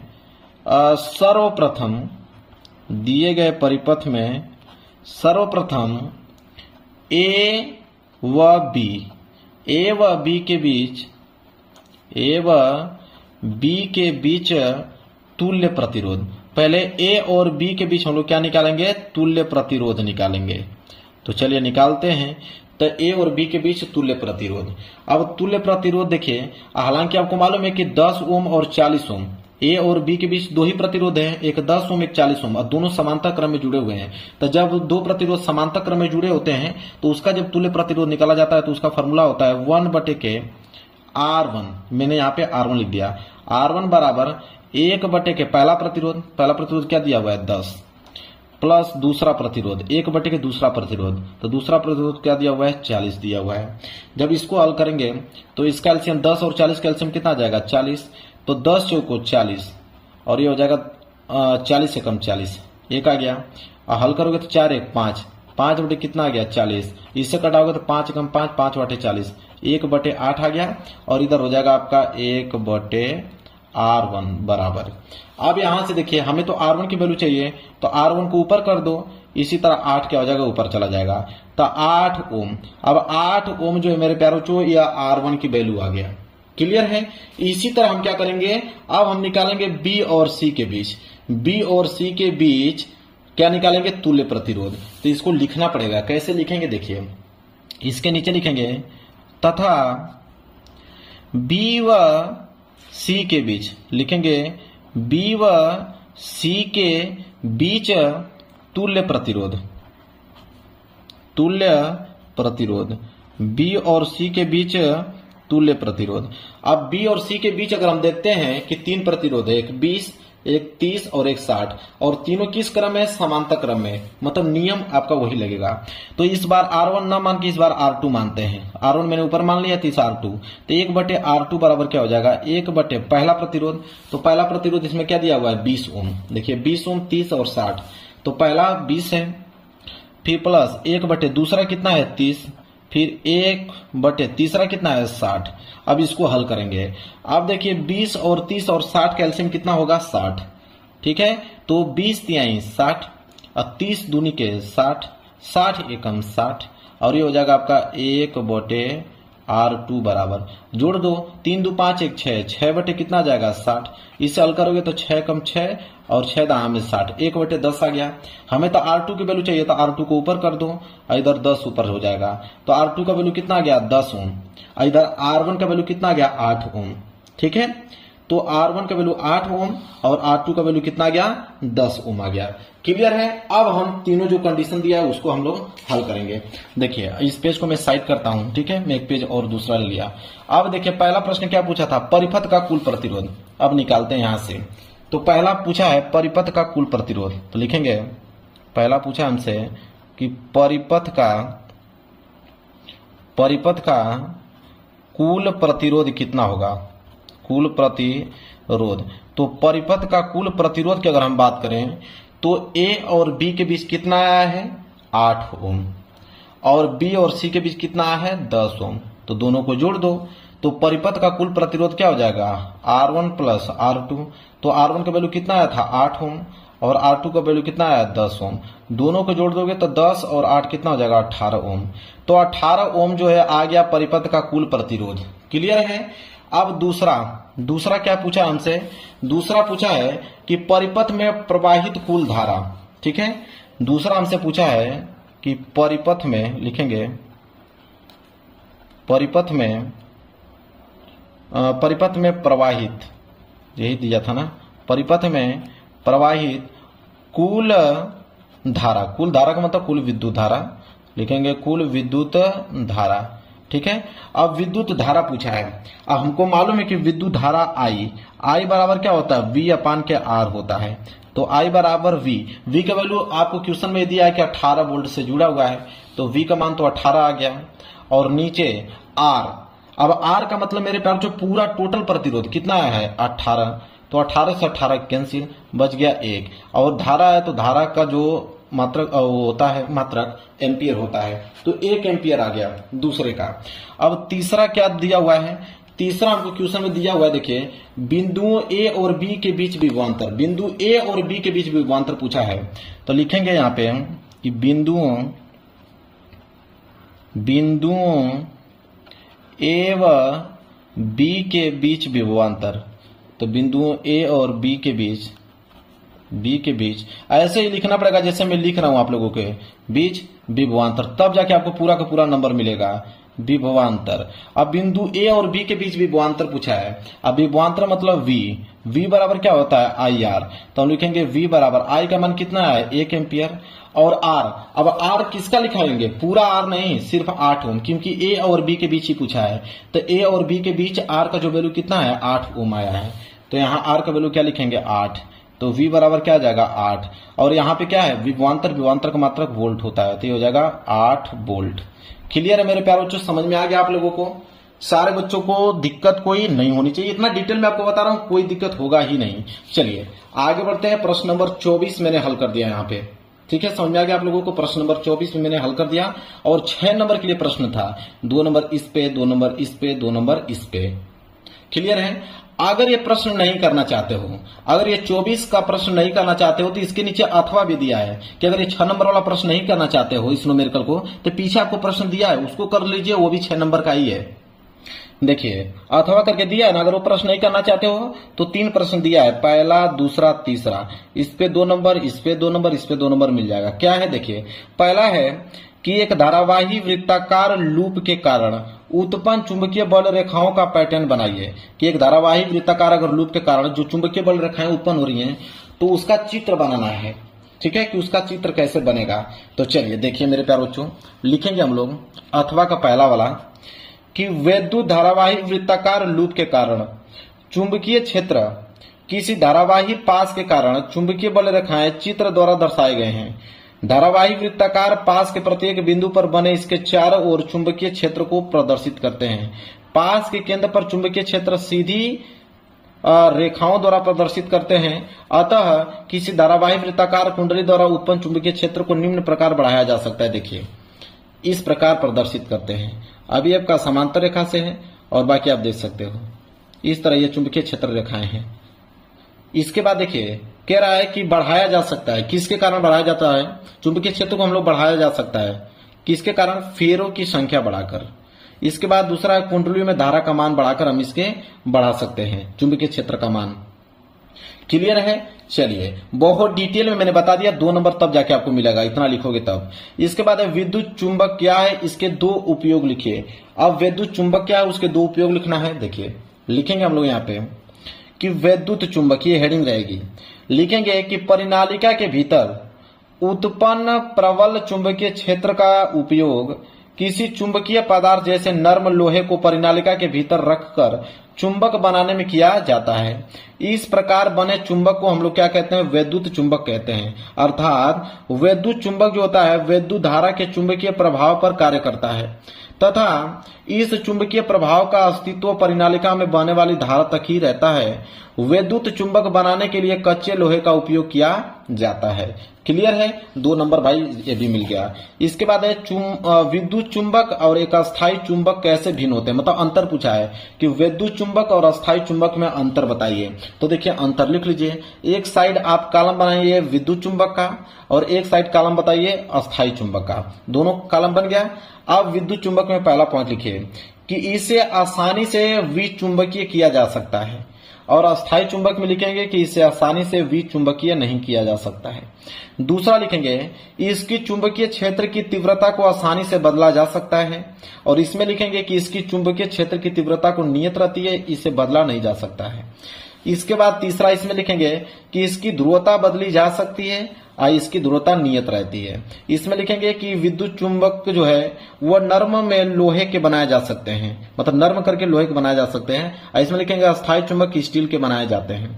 तो इसमें नर्म लोहे के बनाए जाते हैं और इसमें जो अस्थायी चुंबक होता है वो स्टील के बनाए जाते हैं। तो 4 मैंने अंतर बता दिया और 2 नंबर यहां से आपको बिल्कुल क्लियर हो जाएगा। अब बारी आती है उपभाग दूसरा की। अब उपभाग दूसरा में मेरे प्यारों बच्चों केमिस्ट्री वाले प्रश्न रहेंगे। उपभाग दूसरा में केमिस्ट्री वाले प्रश्न रहेंगे। चलिए देखते हैं प्रश्न संख्या 25। अब प्रश्न संख्या 25 है और 25 में आपका दिया हुआ है ए और बी। ए को हल करोगे तो 2 नंबर, बी को हल करोगे तो 2 नंबर। अब 25 का ए क्या है कि विद्युत रासायनिक श्रेणी किन्हीं 2 गुणों का उल्लेख कीजिए, मतलब विद्युत रासायनिक श्रेणी के किन्हीं 2 गुणों का उल्लेख करना है। चलिए इसका लिखेंगे 25 का पहला, 25 का ए। तो देखिए उपभाग दूसरा 25 का ए लिखेंगे विद्युत रासायनिक श्रेणी में धातुओं को विद्युत धारा प्रवाहित करने की क्षमता होती है। और दूसरा है कि यह श्रेणी धातुओं की रासायनिक क्रियाशीलता को दर्शाती है। तो मैंने 2 यहाँ पे इसके गुण बता दिए। विद्युत रासायनिक के मैंने 2 गुण बता दिए। पहला वाला ये हो गया, इसका दूसरा वाला 2 गुण मैंने बता दिया। दोनों गुणों को आप नोट कर लीजिए, पहला और दूसरा। इसके बाद बी वाला प्रश्न है। देखिए बी वाला प्रश्न मेरे प्यारे बच्चों क्या है, बी वाला है कि Na परमाणु क्रमांक जिसका 11 है तथा क्लोरीन का परमाणु क्रमांक 17 होता है, इसके संयोग से Na प्लस और Cl माइनस बनाना समझाइए। अब मेरे प्यार बच्चों सबको मालूम है कि आपका Na प्लस में होता है और क्लोरीन जो होता है माइनस में होता है। और सबको मालूम है जब इसका रिएक्शन कराएंगे तो ये आपका जो प्लस होता है और ये जो माइनस होता है मजबूती से आपस में क्या होते हैं, जुड़ जाते हैं। तो ये हो जाएगा आपका NaCl। क्लियर है। चलिए आगे बढ़ते हैं, ये रिएक्शन लिख दीजिएगा। इसके बाद है आप लोगों का 26वां क्या है उसको समझाइए। कह रहा है कि निम्नलिखित पर संक्षिप्त टिप्पणी लिखिए। 4 नंबर मिलेगा क्योंकि इसमें 2 ऑप्शन है, ए और बी। ए को हल करोगे 2 नंबर, बी को हल करोगे तो 2 नंबर। तो ए आपका उदासीनीकरण अभिक्रिया किसे कहते हैं। 26 का ए उदासीनीकरण अभिक्रिया किसे कहते हैं। देखिए मेरे प्यारे बच्चों लिखेंगे 26 का पहला कि जब अम्ल किसी क्षार से क्रिया करता है तब लवण और जल बनाता है और इसे ही उदासीनीकरण अभिक्रिया कहते हैं। कहने का मतलब है कि अम्ल और क्षार जब आपस में संयोग करके लवण तथा जल बनाते हैं उसी को हम लोग उदासीनीकरण अभिक्रिया कहते हैं। आप एग्जांपल देख लो, जैसे NaOH है एक क्षार है और HCl क्या है आपका अम्ल है। दोनों ने आपस में अभिक्रिया किया, NaCl बना दिया जो कि लवण है और H2O बना दिया जो कि जल है। एक एग्जांपल और देख लो, जैसे KOH है जो कि एक क्षार है और HNO3 जो कि एक अम्ल है। दोनों ने आपस में अभिक्रिया करके KNO3 बना दिया जो कि एक लवण है और साथ ही साथ H2O बना दिया जो कि जल है। तो 2 एग्जाम्पल भी मैंने बता दिया उदासीनीकरण अभिक्रिया का। क्लियर है। चलिए इसके बाद है कि अपचयन अभिक्रिया किसे कहते हैं। 2 नंबर इस पे मिलेगा। अब अपचयन अभिक्रिया किसे कहते हैं उसको नोट कीजिए। देखिए दूसरा का अपचयन अभिक्रिया हेडिंग डाल लीजिएगा। इसके बाद लिखिएगा कि अभिक्रिया के दौरान जब किसी पदार्थ में ऑक्सीजन की वृद्धि होती है, जब किसी पदार्थ में ऑक्सीजन क्या होता है, जुड़ता है मेरे प्यारे बच्चों, प्लस होता है, जुड़ता है, तो ऑक्सीजन की वृद्धि होती है तो कहते हैं कि उसका जो है उपचयन हुआ है। और जब अभिक्रिया में किसी पदार्थ में ऑक्सीजन का ह्रास होता है, ऑक्सीजन घटता है, तो कहते हैं कि उसका अपचयन हुआ है। क्लियर है। चलिए तो यहां पे देखिए मेरे प्यारे बच्चों एग्जाम्पल आप देख लीजिए। यहाँ पे CuO है और H2O है। अब यहाँ पे ऑक्सीजन जो है हट गया, कॉपर से ऑक्सीजन हट के यहाँ पे हाइड्रोजन के साथ मिल गया और यहाँ पे देखिए यहाँ पे जो ऑक्सीजन है वो सीधे कार्बन के साथ जुड़ गया। क्लियर है। तो 2 एग्जाम्पल भी मैंने यहाँ पे बता दिया, एग्जाम्पल नंबर 1, एग्जाम्पल नंबर 2 और यहाँ पे डिटेल में इसका परिभाषा भी लिख दिया, नोट कर लो। आगे बढ़ते हैं।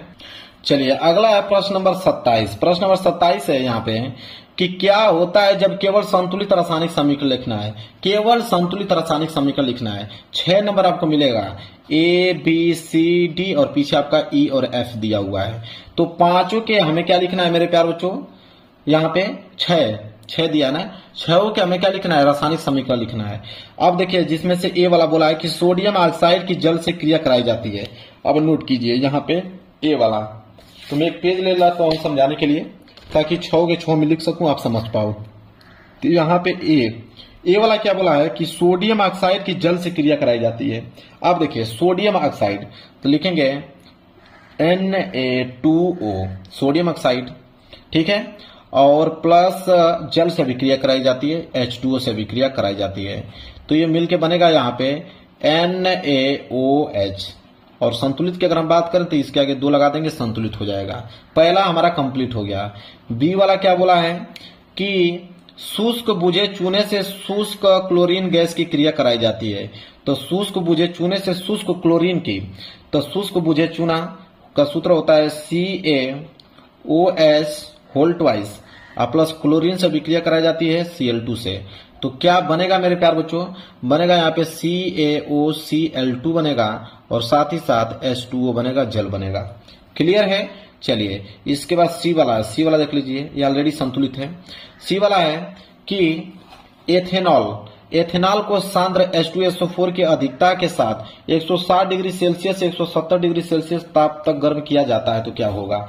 अब देखिए यहाँ पे बोला है कि एथेनॉल को, तो एथेनॉल की अगर हम बात करें मतलब C2H5OH, एथेनॉल को बोला है कि H2SO4 की अधिकता के साथ 160 डिग्री सेल्सियस और 170 डिग्री सेल्सियस, नीचे लिख देंगे 160 डिग्री सेल्सियस से लेकर 170 डिग्री सेल्सियस ताप पर गर्म जब करते हैं तो यहाँ पे प्राप्त होता है CH2, इसके बाद CH2, इसके बाद प्लस H2O, यह प्राप्त होता है, नोट कर लीजिए। इसके बाद डी वाला देखिए क्या है। डी वाला है मेरे प्यार बच्चों कि एथेनोइक अम्ल की मतलब एथेनोइक अम्ल को सोडियम बाइकार्बोनेट से क्रिया कराई जाती है। तो एथेनोइक अम्ल को सोडियम बाइकार्बोनेट से अभिक्रिया कराई जाती है तो क्या होता है।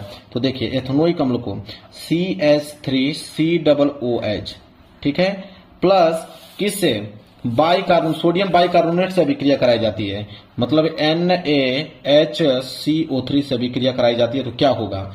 तो जब इसके साथ अभिक्रिया कराओगे तो ये हो जाएगा CH3COONA और प्लस H2O और प्लस क्या हो जाएगा यहाँ पे CO2 कार्बन डाइऑक्साइड, यह प्राप्त होगा। इसके बाद ई वाला, अब ई वाला क्या है देखिए, अब पीछे देखते हैं।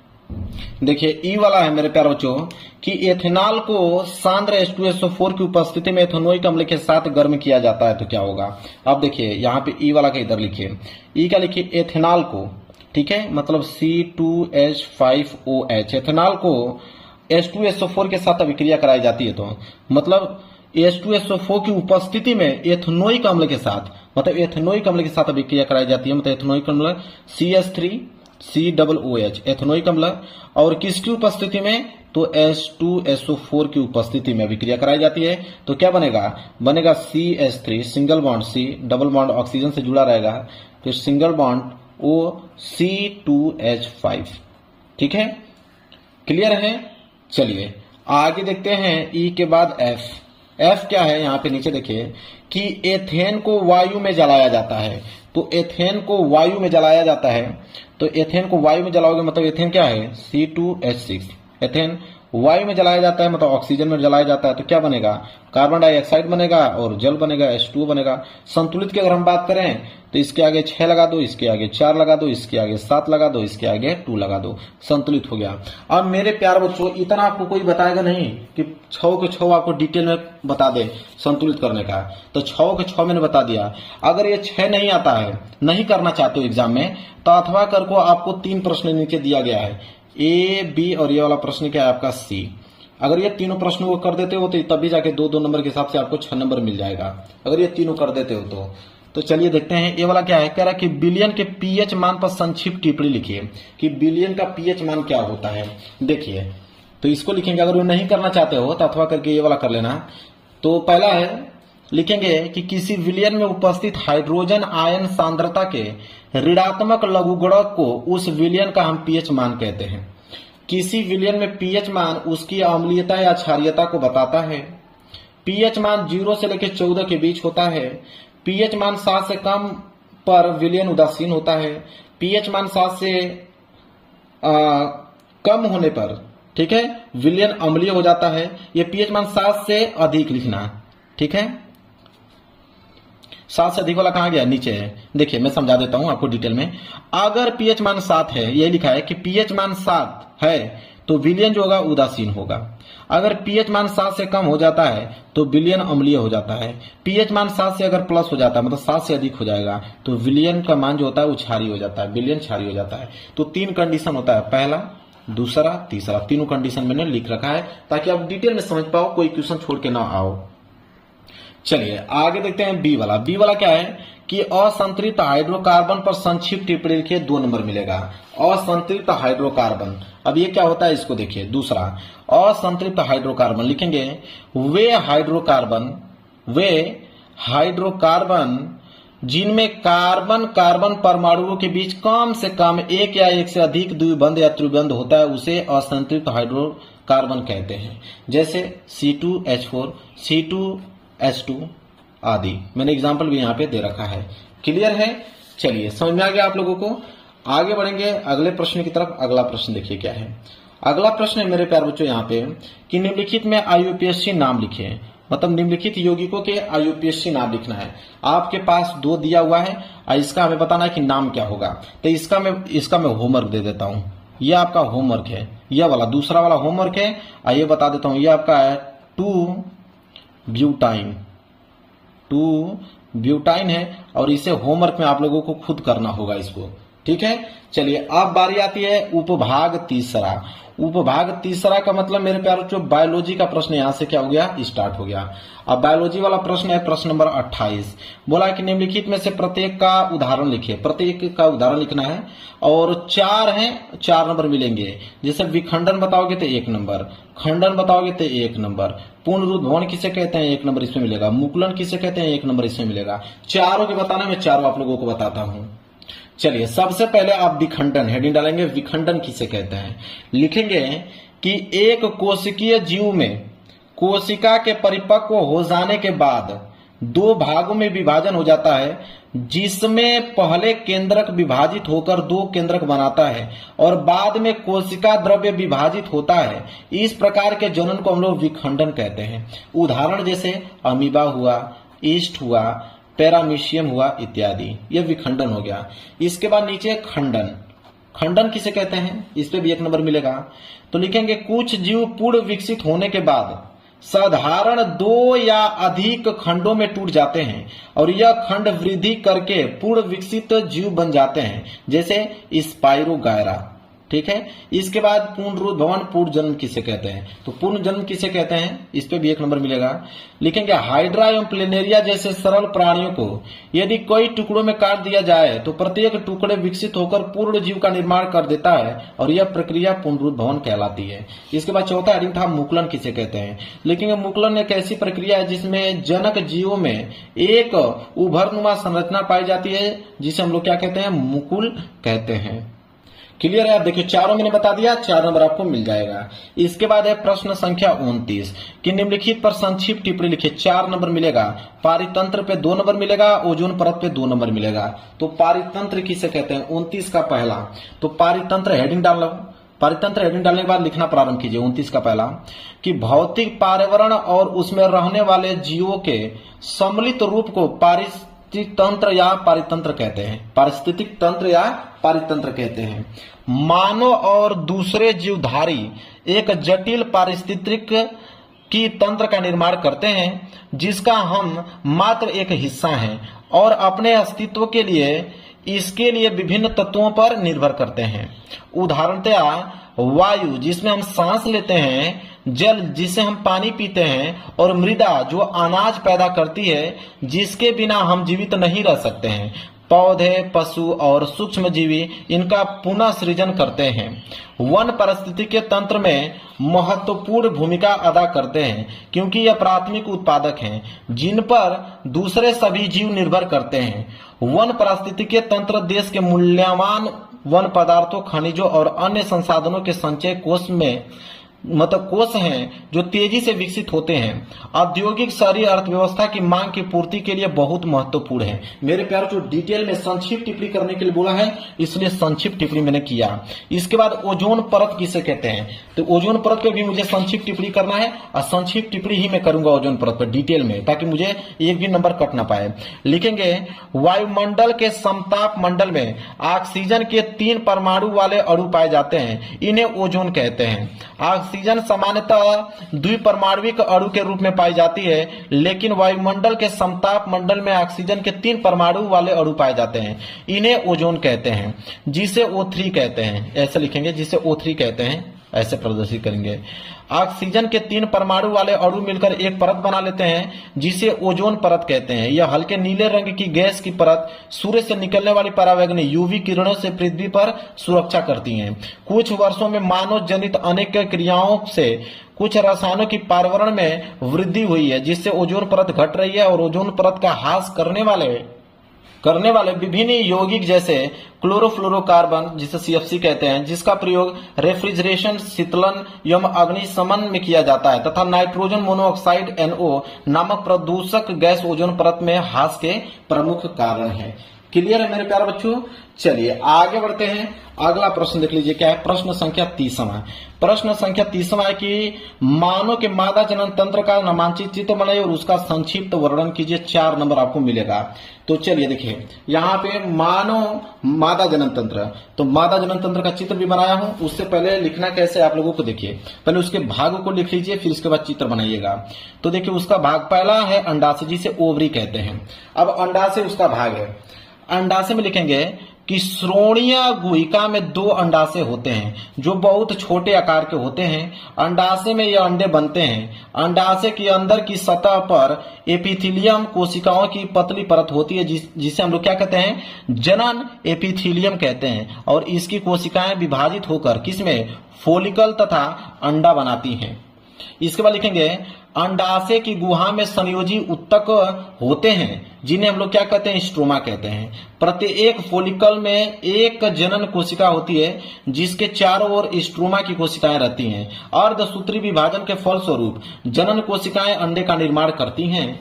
इसके बाद लिखेंगे ओस्ट्रोजिन तथा प्रोजेस्टेरॉन नामक 2 हार्मोन्स अंडाशय द्वारा स्रावित होते हैं, जो मादा में प्रजनन संबंधी विभिन्न क्रियाओं का नियंत्रण करते हैं। तो यह था अंडाशय का काम। अब अंडवाहिका क्या होता है, उसको दूसरा भाग है अंडवाहिका, ठीक है, जिसे हम लोग फेलोपियन ट्यूब कहते हैं। अंडवाहिका क्या होती है, लिखेंगे यह रचना में नलिका समान होती है, मतलब नलिका के जैसा समान संरचना इसकी होती है। इसका एक सिरा गर्भाशय से जुड़ा होता है और दूसरा अंडाशय के पास खुला रहता है। इसके सिरे पे झालदार रचना होती है, जिसे फ्रीवी कहते हैं। अंडाशय से जब अंडा निकलता है तो फ्रीवी के संकुचन क्रिया के कारण फेलोपियन नलिका में आ जाता है। यहां से गर्भाशय की ओर बढ़ता है और अंड निषेचन फेलोपियन नलिका में ही होता है। यदि अंडे का निषेचन नहीं होता है तो यह गर्भाशय से होकर योनि में और ऋतुस्राव के समय योनि से बाहर निकल जाता है। अब यह चित्र है, चित्र भी बनाना है। चित्र आप देख लो, ये आपका अंडवाहिका है, इसे हम लोग गर्भाशय कहते हैं। ये वाला भाग गर्भाशय है। देखिए यह जो है आपके, इसे फर्श कहते हैं। ये आपका गर्भाशय नलिका है, ये जो देख रहे हो आप, ये आपका अंत गर्भाशय है। यह वाला, यह अंत गर्भाशय है। यह वाला भाग जो है इसे हम लोग मायोमेट्रियम कहते हैं। और यह वाला जो भाग आप देख रहे हो इसे हम लोग बोलते हैं ग्रीवा। और ये जो आप इस तरह की संरचना देख रहे हो इसे बोलते हैं योनि। ये आपका छोटे छोटे देख रहे हो, ये आपका अंडाशय है, ठीक है। यह मादा जनन तंत्र, चित्र बना लीजिएगा। इसके बाद तीसरा जो भाग होता है वो गर्भाशय होता है। गर्भाशय में लिखेंगे, जिसे यूट्रस कहते हैं।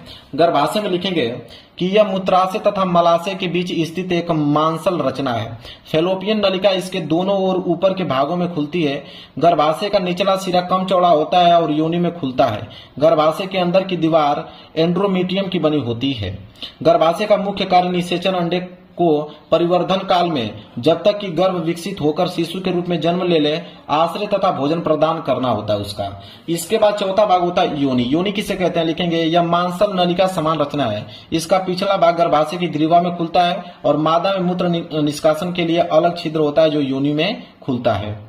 इसके बाद पांचवा भाग होता है फग, ठीक है। फग किसे कहते हैं, फग कह रहा हूं, भग, ठीक है। भग जिसे बोलते हैं वुल्वा, इसे बोलते हैं योनि बाहर की ओर एक सुराख से खुलती है, जिसे यहाँ पे भग कहते हैं। क्लियर है। चलिए आगे बढ़ेंगे। प्रश्न संख्या 30वां मैंने यहाँ पे समाप्त कर दिया। देखिए प्रश्न संख्या 31 कह रहा है कि मानव के वृक्क की संरचना एवं संक्षेप में वर्णन कीजिए, उसके कार्य का उल्लेख भी कीजिए। 6 नंबर मिलेगा। अगर ये प्रश्न नहीं करना चाहते हो तो अथवा करके भी प्रश्न दिया है। तो यहाँ पे बोला है कि मानव के वृक्क की संरचना, उसका चित्र बनाना है और उसके कार्य को लिखना है। तो देखिए मेरे प्यारे बच्चों, यहाँ पे ये आप लोगों का है वृक्काणु की संरचना। मैं दिखा देता हूँ, आप गूगल पे सर्च करके उसका चित्र बना लीजिएगा। ठीक है, यहाँ पे इस प्रकार का चित्र होता है फिगर। मैं फिगर यहाँ पे दिखा दिया हूँ, आप गूगल पे सर्च कर लीजिएगा, आपको चित्र अच्छे से मिल जाएगा, आप उसको नोट कर लीजिएगा, बना लीजिएगा। अब इसके बाद लिखिए इसमें कि वृक्क उत्सर्जन तंत्र का एक प्रमुख अंग है जो उदर गुहा में कशेरुक दंड के दोनों तरफ एक एक की संख्या में स्थित होता है। लंबाकार में देखने पर वृक्क के अंदर दो भाग दिखाई देते हैं। बाहरी भाग जिसे हम लोग कार्टेक्स तथा भीतरी भाग को मेडुला कहलाता है। कार्टेक्स थोड़ी थोड़ी दूरी पर मेडुला में फंसकर कंगारे बना लेता है, जिन्हें हम लोग बॉटनी के वृक्कीय स्तंभ कहते हैं। कंगारों के मध्य पिरामिड्स कहते हैं। पिरामिड्स का चौड़ा भाग कार्टेक्स की ओर होता है और वृक्क की जो संग्रह नलिका है इन्हीं पिरामिड से निकलती हैं। आगे लिखेंगे कि कार्टेक्स में प्रत्येक वृक्क नलिका का बोमेट संपुट, कोशिका गुच्छ, समीपस्थ तथा दूरस्थ कुंडलिका नलिका का भाग होता है। वृक्क नलिका की हेनले पासी तथा संग्रह नलिका मेडुला में स्थित होती है। समस्त संग्रह नलिका वृक्क की भीतरी सतह पर मूत्रवाहिनी में खुलती है। मूत्रवाहिनी का अग्र जो भाग होता है चौड़ा और कीप के आकार का होता है, इसे वृक्क कोड़िका कहते हैं। वृक्क में बना हुआ मूत्र संग्रह नलिकाओं में वृक्क कोड़िका में आता है और फिर मूत्रवाहिनी में पहुंच जाता है। मूत्रवाहिनी के पीछे की ओर मूत्राशय में खुलता है। अब देखिए यहाँ पे लिखेंगे, पहला, वृक्क का मुख्य कार्य नाइट्रोजन युक्त उत्सर्जी पदार्थों को शरीर से बाहर निकालने का होता है, मतलब कार्य पूछा था। दूसरा कार्य होता है वृक्क की जल की मात्रा में संतुलित बनाए रखने का कार्य करता है। तीसरा, वृक्क शरीर में अम्ल क्षार संतुलन बनाए रखता है। चौथा, वृक्क लवण संतुलन में सहायक होता है। पांचवा, वृक्क शरीर में अग्नाशय रूप में उत्सर्जित पदार्थों जैसे विष, दवाइयों इत्यादि को मूत्र के साथ बाहर निकालते हैं। क्लियर है मेरे प्यारे बच्चों? चलिए, समझ में आ गया। अब मैं आपको बताता हूं, अगर ये प्रश्न नहीं करना चाहते हो तो अथवा करके दिया निम्नलिखित पर संक्षिप्त टिप्पणी कीजिए। तो निम्नलिखित पर संक्षिप्त टिप्पणी के लिए बोला है, डिटेल में टिप्पणी करने के लिए बोला है। जैसे पहला, पौधों में गुरुत्वानुवर्तन किसे कहते हैं? मनुष्य में वृद्धि हार्मोन्स किसे कहते हैं? विषम पोषित पोषण किसे कहते हैं? 2 नंबर इसमें, 2 नंबर इसमें, 2 नंबर इसमें मिलेगा। चलिए मैं पहला बताता हूं, पौधों में गुरुत्वानुवर्तन, कि पौधों में गुरुत्वानुवर्तन क्या होता है, तो उसको नोट कीजिए। हेडिंग डाल लीजिएगा, लिखेगा कि पर्यावरणीय प्रेरक जैसे गुरुत्व आदि पादक की वृद्धि वाले भाग में दिशा परिवर्तित कर देते हैं। यह जो है दिशिक या अनुवर्तन गतियां उद्दीपन की ओर या उससे विपरीत हो सकती हैं। हम जानते हैं कि एक पादप की जड़ सदैव नीचे की ओर तथा प्ररोह प्रायः ऊपर की ओर अर्थात पृथ्वी से दूर वृद्धि करता है। जड़ में यह अधोगामी वृद्धि तथा प्ररोह में ऊपरीगामी वृद्धि पृथ्वी या गुरुत्व की खिंचाव की अनुक्रिया की गुरुत्वानुवर्तन होता है। इसके बाद दूसरा है कि मनुष्य में वृद्धि हार्मोन्स किसे कहते हैं, तो लिखेंगे हम लोग कि वृद्धि हार्मोन्स, ठीक है, सोमेटोट्रॉपिक यह हार्मोन्स ऊतकों तथा हड्डियों की वृद्धि को नियंत्रित करता है। यह शरीर की कोशिकाओं में आरएनए, डीएनए तथा प्रोटीन संश्लेषण को प्रेरित करता है। ऊतकों के क्षय को रोकता है। इसके अल्प श्रावण से व्यक्ति बौना रह जाता है और अति श्रावण से शरीर अनुपातिक भीमकाय हो जाता है। इसके बाद तीसरा है कि विषम पोषी पोषण किसे कहते हैं, तो विषम पोषी पोषण किसे कहते हैं उसे नोट कीजिए कि यह पोषण हरे भरे पेड़ पौधों के अतिरिक्त सभी जीवों में होता है। विषम पोषी पोषण के लिए सूर्य के प्रकाश, कार्बन डाइऑक्साइड इत्यादि अनिवार्य नहीं होते हैं। इस पोषण में भोजन के पाचन की आवश्यकता होती है। इस प्रकार पोषण के विषम पोषी पोषण कहते हैं। उदाहरण के तौर पे यूग्लिना को छोड़कर सभी जंतु, अमरबेल, जीवाणु, कवक इत्यादि। अब मेरे प्यारे बच्चों डिटेल में मैंने इसका सोल्यूशन आपको बता दिया, एक भी प्रश्न छोड़ा नहीं हुआ। अगर आप चाहते हो 70 में 70 नंबर विज्ञान में लाना चाहते हो तो इस पेपर को आप लोगों को डिटेल में पूरा तैयार करना पड़ेगा, सारे प्रश्नों को। तो मेरे प्यारे बच्चों इस वीडियो को लाइक कर देना, चैनल पर नए हो तो चैनल को जरूर सब्सक्राइब कर लेना। मिलेंगे एक प्यारे से नेक्स्ट वीडियो में, तब तक के लिए धन्यवाद।